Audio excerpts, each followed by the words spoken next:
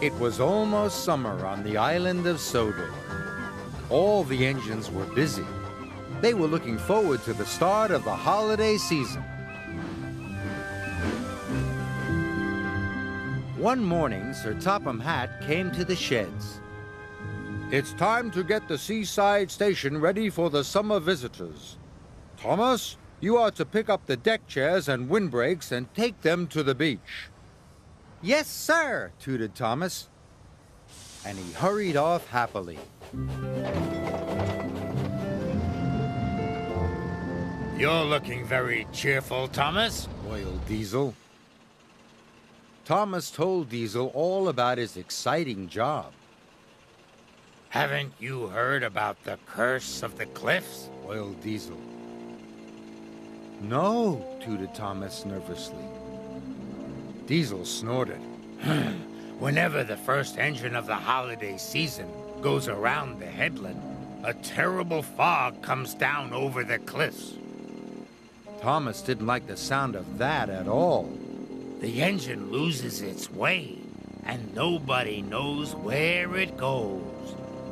Diesel chugged away, leaving Thomas very unhappy indeed. He wished that he didn't have to go to the beach after all. Thomas dragged his wheels slowly along the track. He was very worried. Finally, Thomas reached the supply shed. Workers had loaded his freight cars with windbreaks and deck chairs. Thomas puffed slowly on his way. He was thinking about the curse of the cliffs. Suddenly, he saw Harold the helicopter. Harold had bad news. "Thick fog rolling in on the headland," Harold shouted. "Puff carefully, Thomas." And Harold whirred away over the treetops. Thomas was very scared now. What if what Diesel said about the curse of the cliffs is true, tooted Thomas? I could get lost in the fog and never be seen again. Thomas puffed fearfully towards the cliffs.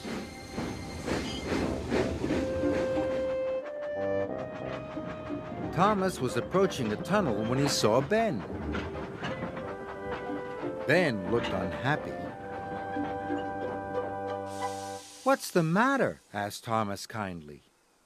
"I was enjoying myself until I met Diesel," said Ben unhappily. "He told me a monster lives in the tunnel. Now I'm too scared to go through." "I'm sure Diesel can't be right about the monster," Thomas said. "Why don't I go into the tunnel first? Then you can follow me." Thomas puffed slowly into the tunnel. He heard a strange noise. Must be brave, he told himself. Thomas was determined not to show Ben he was frightened.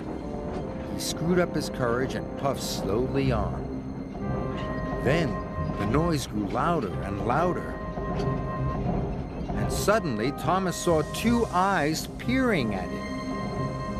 Now he knew that Diesel was right. "Bust my buffers," wished Thomas. "There is a monster." Thomas wanted to go back, but he couldn't. He had to help Ben. Must be brave, he chanted. Thomas had to go forward. But as the smoke started to clear, Thomas saw that the eyes weren't eyes at all. They were lights. And the thud, thud, thud wasn't a noise made by a monster. It came from a machine beside the track. It was a generator to power the lights. Then Thomas saw picks and shovels. He realized that workmen must be working there. Diesel was wrong. There's no monster in the tunnel after all. Soon Thomas came across the workers making tea. Thomas tooted to the workmen happily. Ben was also very relieved. You're a very brave engine, said Ben. Now I can finish my job. And he puffed away. Thomas was happy to help Ben. Then he remembered that he still had to get to the beach. And he remembered Diesel's warning about the curse of the cliffs.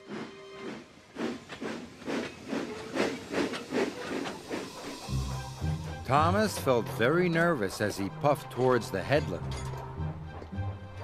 So nervous that he stopped. I can't go any further, Thomas tooted, and he began to reverse away from the cliffs. Then he had an idea. If Diesel was wrong about the monster in the tunnel, maybe he'll be wrong about the curse of the cliffs, he puffed. He started to go forward again. I'm not afraid, he chuffed, as he steamed carefully through the mist. Suddenly, the mist rolled away, and the sun came out. Thomas saw that the cliffs were beautiful. Diesel just wanted to frighten me, Thomas whistled. Soon, the seaside station was up ahead. At last, Thomas reached the station on the other side of the headland. Thomas knew that soon the beach would be filled with happy vacationers. I should not have believed what Diesel said about the curse of the cliffs, wished Thomas. In future, Thomas decided he would believe in himself.